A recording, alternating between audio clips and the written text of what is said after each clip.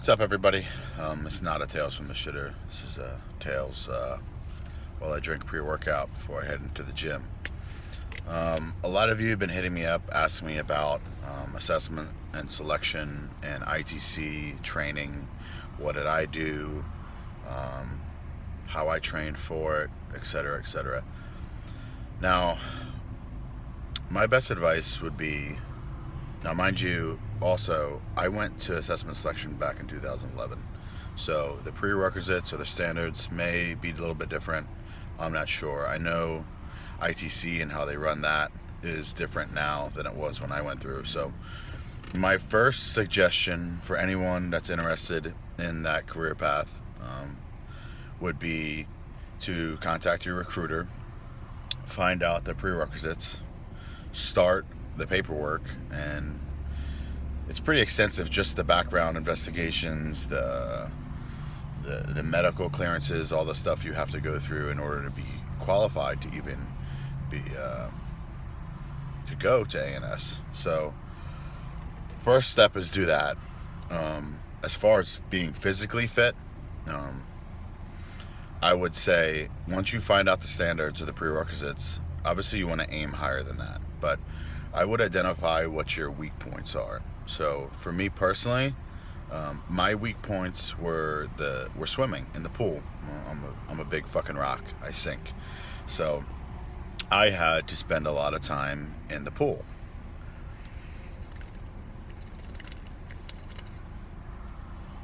So I knew the standard. I trained to be above that standard.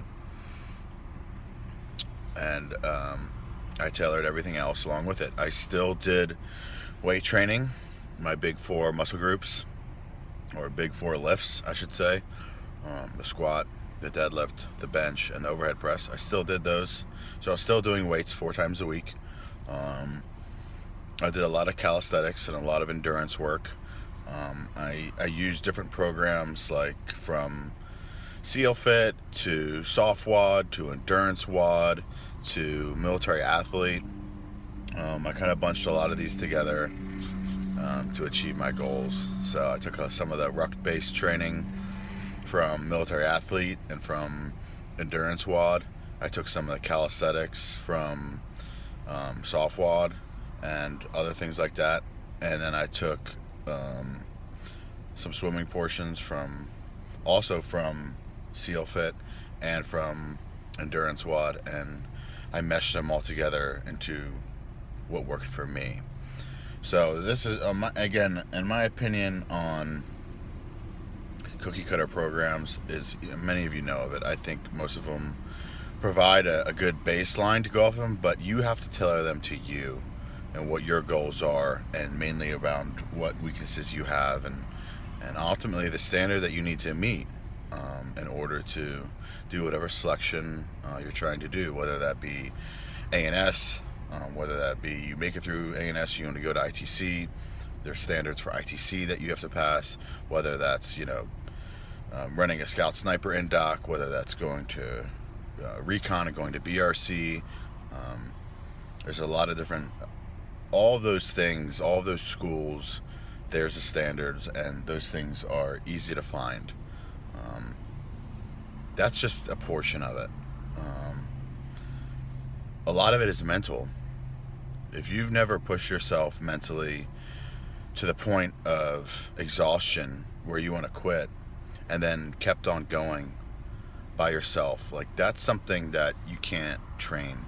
Really, it's something you have to have inside of you, and it takes crushing yourself by yourself to do that, to accomplish that. Because when you're by yourself, no one's there to help you, no one's there to pick you up, no one's there to motivate you.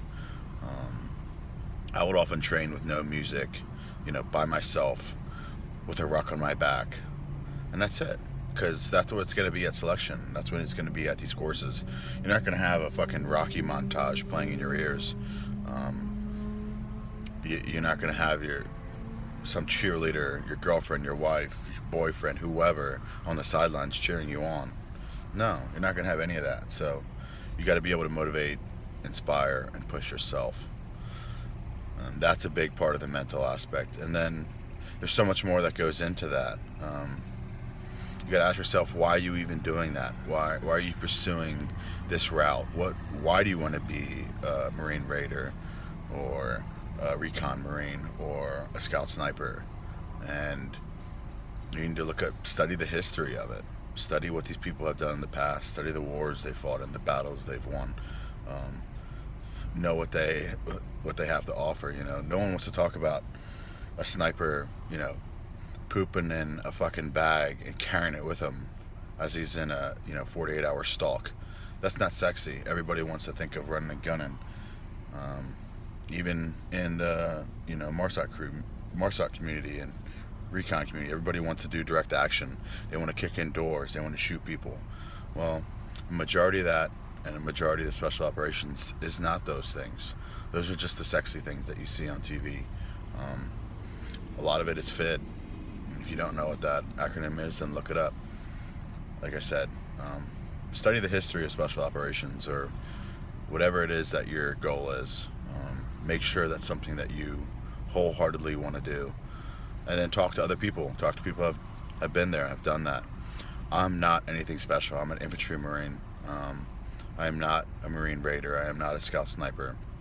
So I've been around a lot of them. I've deployed with a lot of them. I've trained with a lot of them. I've gone through training with a lot of these guys. So reach out to one of them. There's a lot of good people out there, and ask them about it. But that's my 2 cents. As always, if you guys have anything else you want to hear me talk about, or you want my advice on, I'm more than happy to share that with you guys. I'm an open book. So hope you guys have a good weekend, and get after it. Later.